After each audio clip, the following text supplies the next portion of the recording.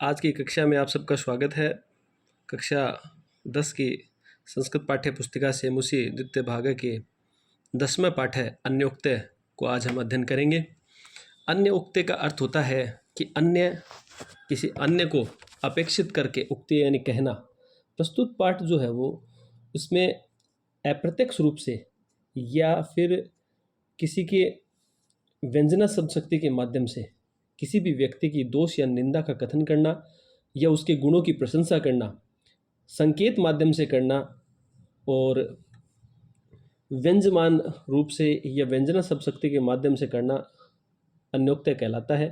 तो प्रस्तुत पाठ में ऐसा ही बताया गया है कि यहाँ पर 7 जो है अन्योक्त्य संग्रहित करके दी गई है, लिखी गई है, जिसमें बुद्धि के बारे में विशेष रूप से और राजहंस, कोयल, बादल, माली, तालाब, सरोवर, चातक आदि पक्षियों के माध्यम से सत्कर्म के प्रति मनुष्य को जाना चाहिए, ऐसी प्रेरणा इसके माध्यम से अन्य को अपेक्षित करके ऐसा एक सद्भाव अच्छा अर्थ इस माध्यम से दिया गया है। एक संदेश जो आप कह सकते हैं वो इस माध्यम से दिया जा रहा है। देखो, प्रथम श्लोक है एकेन राजहंसेन या शोभा सरसो भवेत नैसा बक सहस्त्रेण परितस्तीरवासिना। राजहंस, हंसों में जो श्रेष्ठ होता है उसे राजहंस कह सकते हैं, या ऐसे भी कह सकते हैं कि हंसों का राजा या श्रेष्ठ हंस जो है वो। या शोभा, या यानी जो, शोभा यानी सुंदरता, मनोरमता, सुंदरता, सरस है यानी तालाब की। उत्तर विसर्ग संधि होने से यहाँ पे सरसा की जगह सरसों लिखा गया है। श्लोक में मूल रूप से शब्द क्या है? सरस है यानी तालाब।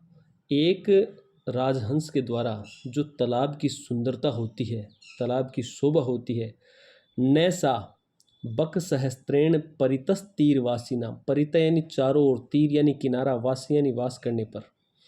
एक तीर पर मतलब जो तालाब है उस तालाब के चारों किनारों पर रहकर भी हजारों बक यानी बगुले, सहस्त्र यानी हजारों, 1000 बगुले भी अगर उस तालाब के चारों किनारों पर बैठ जाएं तो भी उस तालाब की वह सुंदरता नहीं हो सकती। जो सुंदरता किससे होती है? सिर्फ तालाब के मध्य में रहने वाले एक राजहंस से।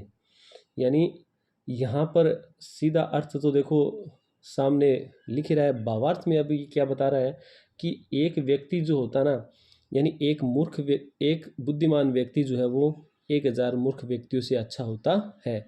जिस प्रकार से अपन ऐसे भी कह सकते हैं इसको कि जैसे रात्रि में जो अंधेरी जो रात होती है उसके अंधकार को दूर करने के लिए एक चंद्रमा काफ़ी होता है। अगर वह चंद्रमा जो है वो उस अंधकार को दूर कर सकता है, उतना वो हजारों तारे मिलकर भी नहीं कर पाते। या ऐसे भी कह सकते हैं किसी एक अच्छे कुल के लिए, कुल को समृद्धि के लिए, उसके विकास के लिए एक सुपुत्र की आवश्यकता होती है। एक सुपुत्र जो कार्य कर सकता है वो एक ही उनसे श्रेष्ठ होता है, जबकि हजारों कुपुत्रों से भी श्रेष्ठ। यानी एक ही माध्यम से यहाँ पे अनेक जो अन्य को अपेक्षित करके यहाँ पे व्यंग्यात्मक रूप से भी कहा गया है। तो मूल रूप से जो सीधा सीधा अर्थ वो क्या हो जाएगा, अपने सीधा लिखने के लिए क्या हो जाएगा अपने को अर्थ में कि एक तालाब जो है उसकी सुंदरता, एक राजहंस से जो उसकी सुंदरता या शोभा बढ़ती है, वही सुंदरता या शोभा जो है वो 1000 बगुलों के भी उसके चारों तरफ बैठने से नहीं होती है। श्लोक नंबर 2 है, द्वितीय श्लोक है। देखो, भुक्ता मृणाल पटली भवता निपिता न्यंबूनि यत्र नलिनानि निसेवितानि रे राजहंस वद तस्य सरोवरस्य कृतेन केन भवितासी कृतोपकार है। भुक्ता यानी खाई गई, मृणाल कहते हैं कमल के नाल को, पटली कमल के नाल का जो समूह है, भवता यानी आपके द्वारा जहाँ पर रह करके कमल नाल का जो समूह खाया गया, अम्बूनी निपितानी यानी जहाँ पर आपके द्वारा जल पिया गया, यत्र जहाँ पर, नलिनानी, नलिन भी कमल का ही विशेषण शब्द होता है, कमल का ही समानार्थी शब्द है, जहाँ पर रहकर आपके कमल के फूलों का सेवन किया गया। रे राजहंस, हे राजहंस, वद तस्य सरोवरस्य, कहो उस तालाब का, केन कृतेन कृतोपकार भविता असि, किस कार्य के द्वारा तुम उसका उपकार चुका सकते हो। यानी जो उपकार तुम्हारे ऊपर उस तालाब ने किया है, उस तालाब का जो प्रत्युपकार है, यानी उपकार के बदले में जो उपकार करते हैं उसको क्या कहते हैं अपन? प्रत्युपकार। तो उस तालाब का जो प्रत्युपकार है वो तुम किस प्रकार से चुका पाओगे? क्योंकि उस तालाब ने तुम्हें रहने के लिए क्या दिया? स्थान दिया है, तुम्हें खाने के लिए, पीने के लिए सभी चीज़ें उपलब्ध करवाई है। उसके माध्यम से कहना चाहता है कि जिस स्थान पे आप रहे हो उसका बदला जो चुकाना जो है अपने लिए क्या होता है? बड़ा ही कठिन होता है। इसलिए हमें उसका सामर्थ्य मानना चाहिए और उसकी हमेशा सम्मान करना चाहिए। एक बार फिर इसका पूरा अर्थ बता देता हूँ। देखो मैं आपको इसका अगर अन्वय से अर्थ करेंगे तो क्या होता है? देखो, यत्र भवता, यत्र यानी जहाँ, भवता यानी आपके द्वारा, मृणाल पटली भुक्ता जहाँ पे आपके द्वारा कमल नाल का समूह खाया गया, अम्बुनी निपितानी और अम्बुनी यानी जल पिया गया, नलिनानी निसेवितानी, तीन चीज़ें बताई गई यहाँ पे, मृणाल पटली भुक्ता, अम्बुनी निपितानी और नलिनानी निसेवितानी, जहाँ पर आपके द्वारा कमल नाल का समूह खाया गया, अम्बुनी यानी जल जो है पिया गया, कमल के फूलों का सेवन किया गया, वद रे राजहंस, वद हे राजहंस कहो, तस्य सरोवरस्य कृतोपकार केन कृतेन भविता असि, उस सरोवर का, उस तालाब का जो प्रत्युपकार है तुम किस कृत्य से चुका पाओगे? कौन सा ऐसा कार्य करोगे जिससे तुम उसका प्रत्युपकार चुका सकते हो? ऐसा कौन सा कार्य तुम करोगे? श्लोक नंबर 33 है, तीसरा श्लोक देखो। तोयेर अल्पेर अपि करुणया भीम भानो निधागे, तोयेर अल्पेर अपि करुणया भीम भानो निधागे, मालाकार व्यरचि भवता या तरोरस्य पुष्टिः, सा किं शक्या जनितुं मिह प्रावर्षेण वारां, धारासरानम अपि विकिरिता विश्वतो वारिदेन।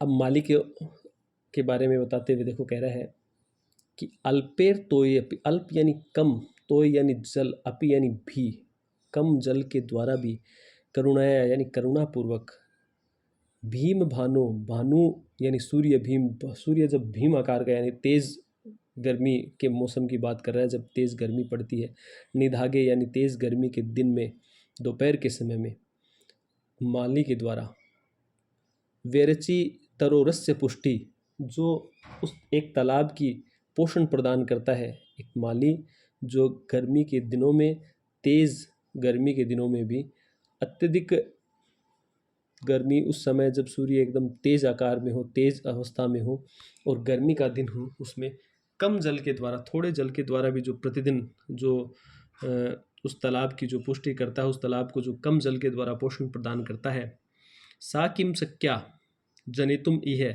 प्रावर्षेण वारा धारा सरानम विकिरता विश्वतो वारिदेन, क्या उस पोषण का मुकाबला, क्या उस पोषण का बराबरी तुम कर सकते हो? किससे? प्रावर्षेण वाराम यानी वर्षा ऋतु के समय में तेज मूसलाधार बारिश जो चारों तरफ से तेज मूसलाधार बारिश बादलों के द्वारा की जाती है, क्या तुम उससे उसका मुकाबला कर सकते हो? क्या वह उन दोनों के अंदर, कहने का अभिप्राय है कि सिर्फ एक तो बारिश की ऋतु में, बरसात के मौसम में जो बारिश होती है वो तेज़ मूसलाधार बारिश होती है, एक साथ बहुत सारा जल जो है वो, पानी जो है वो पौधों को मिल जाता है, क्या उन दोनों में से जो कौन सा कार्य है वह श्रेष्ठ है? क्या उसका मुकाबला उन दोनों से हो सकता है? तो अगर आप देखें तो प्रतिदिन के लिए अगर व्यक्ति को जो भोजन करता है उसके द्वारा जो ऊर्जा प्राप्त होती है तो प्रतिदिन के लिए आवश्यक होती है। ऐसा तो है नहीं कि एक दिन में आपको 1 महीने का भोजन मिल जाए और पूरे महीने मिले ही नहीं तो आप काम चला सकते हो क्या? इसीलिए जो बादलों के द्वारा मूसलाधार बारिश जो होती है उसके द्वारा, तेज़ धारा के द्वारा बहुत सारा पानी जो बारिश करके दिया जाता है, वह भी उसके लिए उतना काफ़ी नहीं है जितना पानी, कम जल, जो थोड़े पानी के द्वारा उस माली के द्वारा जो गर्मी के दिनों में प्रतिदिन पौधों को पोषण प्रदान किया जाता है कम जल के द्वारा, वह उससे भी ज़्यादा श्रेष्ठ है, ज़्यादा अच्छा है। थोड़ा सा बड़ा ज़रूर है श्लोक ये, लेकिन समझ में आ जाएगा अगर आप थोड़ा सा इसको एक बार दोबारा भी देख लोगे तो। श्लोक नंबर 4 है, देखो। आपे धीरे अंबर पथम परितः पतंगा भृंगारशाल मुकुलानि समाश्रयन्ते, संकोचम मंचति सरस्तवै दीन दीनो मीनो नुहंत कतमाम गतिम अभ्युपेतु। आपे धीरे अंबर पथम परितः पतंगा, पतंगा यानी पक्षी, परितः यानी चारों तरफ, अंबर पथम यानी आकाश मार्ग को, आपे धीरे यानी प्राप्त कर लेंगे, भृंगा, भृंगा यानी भंवरे। रसाल मुकुलानी समास रहते, रसीले जो आम के ऊपर लगने वाली जो मंजरियां हैं, फूल हैं, उनका रस पीने के लिए उनका आश्रय ले लेंगे। संकोचम मंचती सरस्त्वई दीन दीनो, किस लिए बता रहा देखो, प्रथम लाइन यहाँ से इसका शुरू करेंगे तो ज़्यादा अर्थ आएगा कि सरस्त्वई दीन दीनो, कि हे सर, हे तालाब, तुम्हारे जो जलहीन होने पे, तुम्हारे संकुचित होने पे, तुम्हारा जल सूख जाने पर जो उस तालाब के अंदर रहने वाले जो पक्षी है ना, वो उड़ के चले जाएंगे, आकाश मार्ग को प्राप्त कर लेंगे, अन्यत्र कहीं चले जाएंगे। उसमें रहने वाले जो भंवरे हैं, वो भंवरे जो है वो फूलों के जो रस है उसको पीने के लिए आम की जो मंजरी है उस पर चले जाएंगे, अन्यत्र पुष्प जो है उन पर उनका आश्रय ले लेंगे। लेकिन जो सबसे ज़्यादा दीनहीन है उनका क्या होगा, उनके बारे में तुमने सोचा है कि उनका क्या होगा।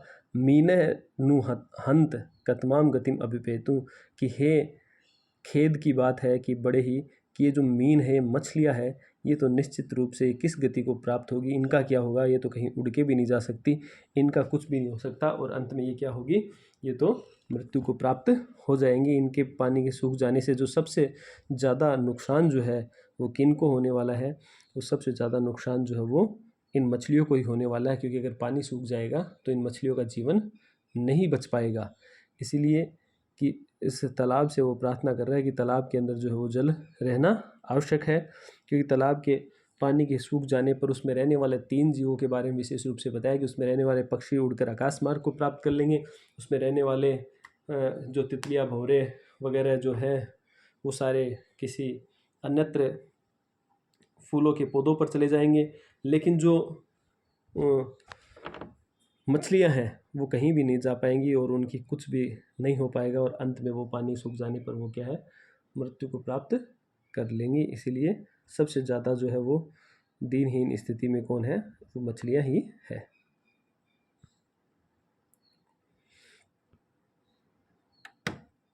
एक एव खगो मानी वने वस्ति चातक पिपासितो व म्रियते याचते व पुरंदरम।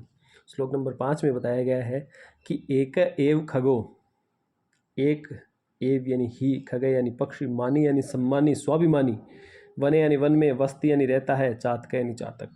अन्वय करेंगे तो अर्थ हो जाएगा एक एव मानी खग वन है, चातक है वने वस्ती, एक ही जो स्वाभिमानी पक्षी होता है चातक, वह वन में रहता है। कि पूरे वन में रहने वाले इतने पक्षियों में, सैकड़ों हजारों पक्षियों में जो सबसे स्वाभिमानी पक्षी है वो कौन है, वो चातक है, जो जंगल में रहने वाले पक्षियों में है। पिपासितो व म्रियते याचते व पुरंदरम, या तो वह इंद्र से याचना करता है जल के लिए, जल पीने के लिए, जल के लिए जो हो याचना किससे करता है, सिर्फ और सिर्फ इंद्र से ही याचना करता है, जो जिन्हें वर्षा का देवता कहा गया है। बारिश करने के लिए उनको याचना करता है कि जब वो बारिश का पानी आता है तो कहा गया है कि वो सिर्फ जो बारिश का जो पानी होता है उसे ही पीते हैं, वो संचित जल है उसमें से जल नहीं पीते हैं चातक। इसलिए कहा गया है कि चातक को यहाँ पे स्वाभिमानी पक्षी दर्शाया गया है कि वो हर व्यक्ति के सामने, इसका भावार्थ में अपन ऐसे समझ लेंगे कि वो प्रत्येक व्यक्ति के सामने याचना नहीं करता है, मांगता नहीं है हर किसी से, और सिर्फ इंद्र से ही याचना करता है। अन्यथा पिपासितो म्रियते, अन्यथा वह प्यासा ही मर जाता है, लेकिन हर किसी के सामने याचना या हाथ फैलाने का कार्य नहीं करता है। इसलिए उसे सर्वश्रेष्ठ स्वाभिमानी पक्षी चातक को बताया गया है। श्लोक नंबर 6 है आश्वास्य पर्वतकुलं तपनोष्ण तप्तम उद्दाम उद्दाम विधुराणि च काननानि नाना नदी नद सतानि च पूरयित्वा रिक्तो असि यत् जलद सैव तमोत्तमा श्री। यहाँ पर बादल के बारे में बताया गया है कि बादल जो है उसका ज़्यादा जो नाम है, उसकी जो श्री है, उसका जो यश है वो किससे फैलता है, कैसे बढ़ता है। कि जो बादल जब बारिश का पानी लेके आता है, बादल जब बारिश कराता है, पानी भर के लाता है, तो सबसे पहले वह क्या करता है, बादल पानी का लेके चलता है तो सबसे पहले वो आसपास से तपनो उष्ण तप्तम, गर्मी की ऋतु के बाद देखो बारिश की ऋतु आती है, तो गर्मी में तपे हुए जो पर्वतों का समूह है उस पर वो बारिश करता है, और उसे क्या करता है, वो उसको शीत करता है, उसको ठंडा करता है, उसको आश्वासित करता है, को प्रसन्न करता है। और उसको प्रसन्न करने के बाद उद्दाम दाम विदुराणी च काननानी, कानन यानी जंगल, उद्दाम दाम का मतलब यहाँ पे क्या दिया देखो कि जो बड़े बड़े प्रकोष्ठों वाले जो जंगल है, बड़े बड़े पेड़ पौधों से युक्त जो जंगल है, उन जंगलों में पानी की बारिश करके उनको प्रसन्न करता है। और ऐसा करते करते वह आगे बढ़ता जाता है। बादल और जो रास्ते में आने वाले सैकड़ों नदी, तालाब और जो छोटे पानी के स्रोत है, उनको भी क्या कर देता है, वो पूर्ण कर देता है। और ऐसा करते करते अंत में जब वो आगे जाके पहुंचता जाता है तो बादल है वो क्या हो जाता है, जल से रिक्त हो जाता है। लेकिन जब वो पानी लेके आता है और वह रिक्त हो जाता है, उसकी उसकी जो इतनी बड़ी यात्रा है, उस यात्रा में अंत में जब वह सबसे अधिक यश को प्राप्त होता है, जब वह बादल क्या हो जाता है, वो खाली हो जाता है, अपने पूरे जल को बरसा देता है, वही उसकी सबसे उत्तम श्री है, वही उसका सबसे बड़ा यश है उससे ही। क्योंकि आपको पता ही है, देखो दो प्रकार के बादल होते हैं, एक तो गरजने वाले, एक बरसने वाले। तो कौन से बादलों का सम्मान होता है, जो बरसने वाले होते हैं, बारिश करने वाले लोग उन्हीं के इंतजार करते हैं, उन्हीं की प्रशंसा करते हैं, उन्हीं का नाम होता है। सिर्फ गरजने वाले बादलों से कुछ नहीं। तो वैसे ही संसार में अगर अपन देखें तो ऐसे मनुष्य, ऐसे व्यक्ति जो सिर्फ कहते हैं और उनको करते हैं, उन्हीं व्यक्तियों का यश संसार में फैलता है। और या फिर जो सिर्फ कहते नहीं, सिर्फ करते ही हैं, उनका ही यश फैल सकता है। और जो व्यक्ति सिर्फ बोलते रहते हैं और करते कुछ नहीं है, ऐसे व्यक्तियों को संसार में कोई भी यश की प्राप्ति नहीं होती है। ऐसा यहाँ पे अन्योक्ति के माध्यम से बादल का माध्यम लेते हुए यहाँ पर समझाने का प्रयत्न कवि के द्वारा किया जा रहा है।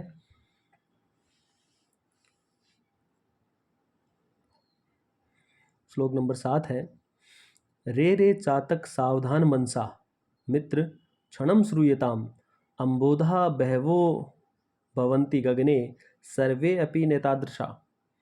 कि चातक पक्षी के बारे में देखो बाद में बताया गया कि रे रे चातक सावधान मनसा, सावधान मन से उसको सावधान करते हुए कह रहा है कि हे चातक, सावधान मन से मित्र, क्षणम सूर्यताम, एक क्षण के लिए सुनो। अम्बोधा, अम्बु मैं उसके आगे वाले का मिला हुआ है। अम्बोधा जो शब्द है देखो, ये किसके लिए, बादल के लिए आया गया। बहवो भवंती गगने, गगन के अंदर जो है बहुत सारे बादल हैं। लेकिन आगे कह रहा है सर्वे अपि नेतादृशा, लेकिन सारे एक जैसे नहीं है। आकाश में बादल तो बहुत सारे हैं, लेकिन सारे एक जैसे नहीं है। केचिद वृष्टि भी आद्रयंती वसुधाम, कुछ बादल तो बारिश करके इस पृथ्वी को आर्द्र कर देते हैं, तर कर देते हैं।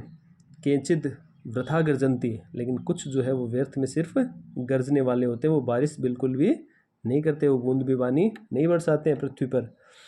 अतः वो ये उनको सावधान करते हुए कहता है, उसको चेतावनी देते हुए कहता है कि यम यम पश्यति, जिस जिसको तुम देखो, तस्य तस्य पुरतो, उस उसके सामने, माँ ब्रूहि दीन वचय, ऐसे दीन वचन मत बोलो। कौन से दीन वचन, याचना रूपी दीन वचन। मतलब हर बादल के बादल को देखकर तुम ये मत सोचो कि पानी बरसाएगा, हर बादल के सामने याचना मत करो पानी की। क्योंकि आकाश मार्ग में जो है वो आपको बहुत सारे बादल मिलेंगे, सभी बादल एक जैसे नहीं है, इसलिए सबके सामने तुम्हें याचना, जिस जिसको तुम देखो ना, उस उसके सामने पानी के लिए याचना मत करो, उनसे पानी मत मांगो। क्योंकि सभी बादल जो वो पानी वाले नहीं होते, कुछ तो सिर्फ बारिश करने वाले होते हैं और कुछ सिर्फ गरजने वाले होते हैं। संसार में भी प्राय अपन ऐसा देखते हैं कि बहुत सारे मनुष्य जो हो सिर्फ और सिर्फ बोलने वाले, गरजने वाले होते हैं, कुछ करते नहीं है। और बहुत सारे मनुष्य जो है वो ऐसा नहीं करते और सिर्फ अपने कार्य करते हैं, अपने कर्म के द्वारा जो अपने यश को बढ़ाते हैं, और व्यर्थ गरजते नहीं हैं, व्यर्थ बोलते नहीं हैं। इसी तरीके से यहाँ पे बादलों को लेकर के और चातक पक्षी को माध्यम लेकर के यहाँ पे अन्योक्ति के माध्यम से मनुष्य को समझाया गया है कि हमें सबके सामने याचना नहीं करनी चाहिए। हर व्यक्ति जो है वो दूसरों के लिए काम आने वाला नहीं होता, दूसरों के लिए भला करने वाला नहीं होता। ऐसे चंद व्यक्ति या बहुत कम व्यक्ति ही ऐसे होते हैं जो सभी के लिए अच्छे होते हैं, सभी के लिए काम आने वाले हो सकते हैं। इसलिए हमें सबके सामने याचना नहीं करनी चाहिए। तो ये थे आपके श्लोक, बड़े ही सुंदर, बड़े ही अच्छे श्लोक हैं। इनका हिंदी अर्थ परीक्षा की दृष्टि से बड़ा ही इम्पोर्टेंट है। परीक्षा में इनका हिंदी अर्थ आना आता ही है लगभग, इसलिए अपने को इसका हिंदी अर्थ याद कर लेना है, इसको समझ लेना है, इसको बार बार पढ़ के देखना है, ताकि इसके शब्दार्थों को अपन देख के इनके हिंदी अर्थ अपने को करना आना ही आना चाहिए। इसका प्रसंग जो है इससे पहले अपने को लिखना पड़ता है, तो प्रसंग पाठ के माध्यम से अपने को इस कौन से पाठ से लिया गया है, कौन इसके कवि है, उसके बारे में लिखना पड़ता है। प्रस्तुत पद्य हमारी पाठ्य पुस्तिका सेम उसी द्वितीय भाग के 10वां पाठ है, अन्योक्त्य से लिया गया है। इस पाठ में कवि ने किसके बारे में वर्णन किया गया, वो वर्णन हम उसमें बता देते हैं। शब्दार्थ पाठ में कठिन शब्दों को अपन यहाँ से इसमें देखेंगे, ताकि जब दोबारा अपन इसका अर्थ करें तो अपने को आसानी हो जाए इसको अर्थ करने में और अपने ध्यान में रहे अर्थ करने में।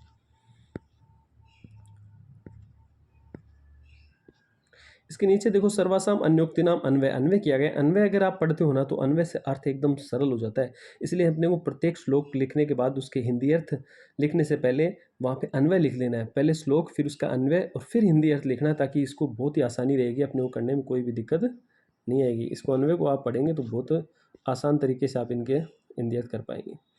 देखो अभ्यास में अपन चलते हैं। प्रथम जो प्रश्न है वो क्या लिखा गया है, देखो, कस्य शोभा एकेन राजहंसेन भवति, किसकी शोभा होती है। सर जो शब्द है उसमें तृतीय विभक्ति जब लगाते हैं तो क्या हो जाता है, सरसह, तालाब की। सरसह तीरे के वसंती, तालाब के तीर पर कौन रहता है, किनारे पर कौन रहता है।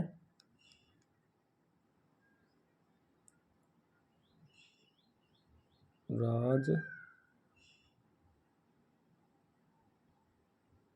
हंस भी रहते हैं और वैसे तो बगुला भी रहता है, लेकिन राजहंस के बारे में अपने को यहाँ पे लिखना है। राजहंस तो चलो मध्य में रहता है, अपन इसको बगुले ही रहते हैं यहाँ पे मुख्य रूप से। बकाहा कर लेंगे इसको आंसर।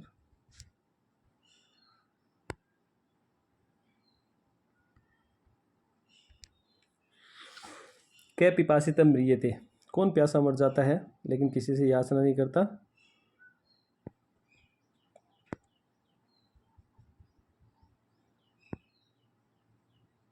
सातकह।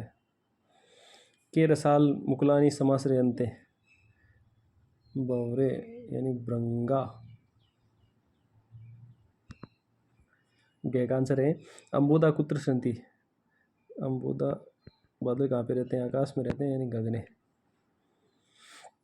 सरसह शोभा केन भवति, तालाब की शोभा किससे होती है। केन की जगह लिख देंगे राजहंस से, बाकी पूरा वाक्य हो जाएगा। देखो राज हंसेन, सरसह शोभा राजहंसेन भवति और पूरा। चातक किमर्थ मानी कथे, चातक क्यों मानी कहा गया है। चातक इसलिए मानी कहा गया है क्योंकि वह सिर्फ और सिर्फ किससे, इंद्र से जाते हैं। चातक है लिखेंगे, किमर्थम की जगह लिख देंगे पुरंदरम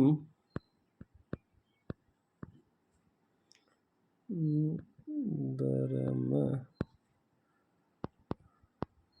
जलम याचते वा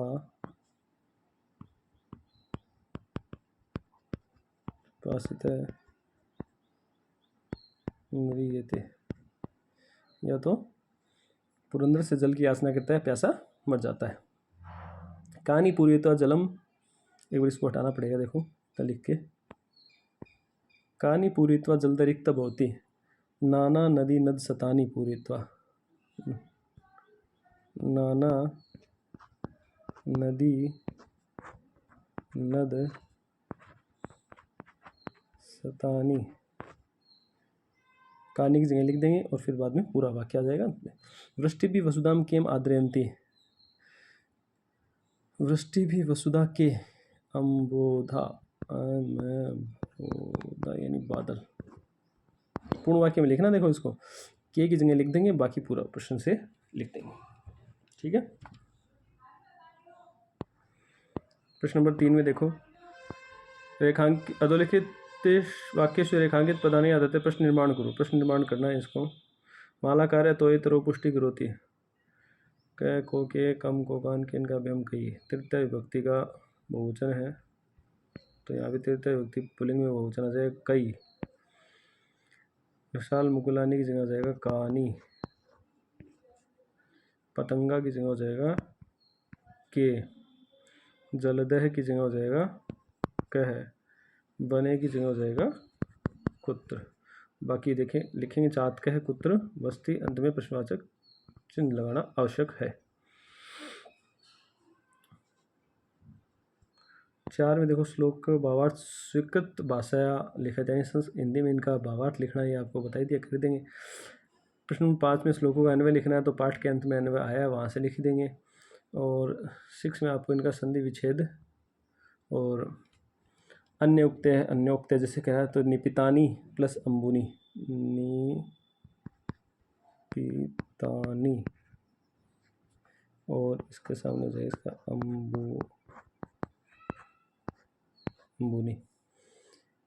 कृतोपकार का हो जाएगा कृत प्लस उपकार, तपन उष्ण तप्तम, तव प्लस उत्तमा तवोत्तमा, न प्लस एतादृश नेता दृश्य। ठीक है, दूसरे में भी दे दिया, यही करना है। पिपा कह प्लस अपी, और ऐसे ही इसका हो जाएगा रिक्त है प्लस अपी, रिक्त है प्लस अपी,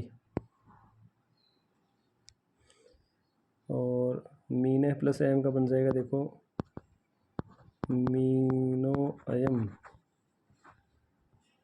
सर्वे अपी का बन जाएगा सर्वे अपी, सर्वे अपी।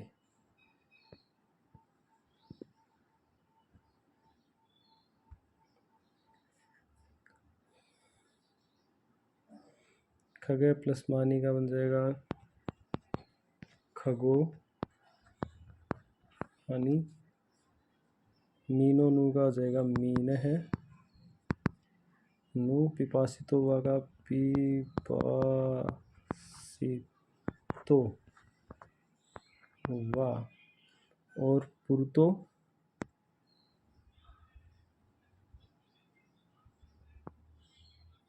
माँ, पुरतो माँ का हो जाएगा पुरत है माँ।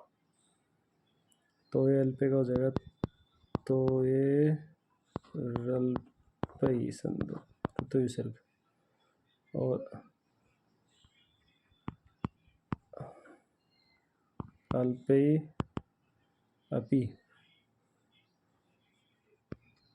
तरोरपि, तो संधि, वृष्टि भी, यहाँ पे लिख दो आप वृष्टि भी, वृष्टि भी। ठीक है,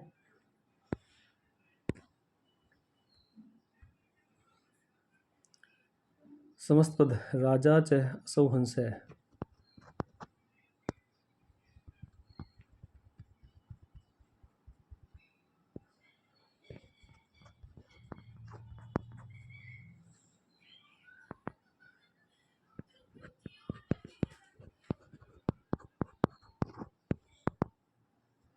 भीम भानु,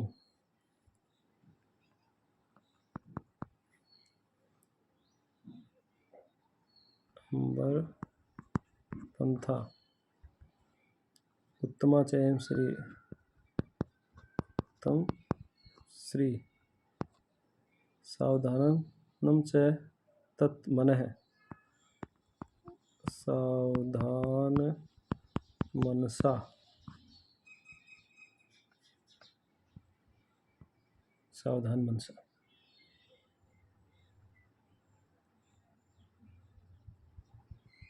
ये आपके पाठ, इसको थोड़ा ठीक से लिख दूंगा, उत्तमा श्री। ये आपके पाठ समाप्त होता है। और पाठ समझ में आए तो आप इसे लाइक ज़रूर करें वीडियो को, और चैनल अभी तक सब्सक्राइब नहीं किया तो उसको सब्सक्राइब ज़रूर कर लें। धन्यवाद, मिलते हैं आपसे अगले वीडियो में अगले चैप्टर के साथ। धन्यवाद।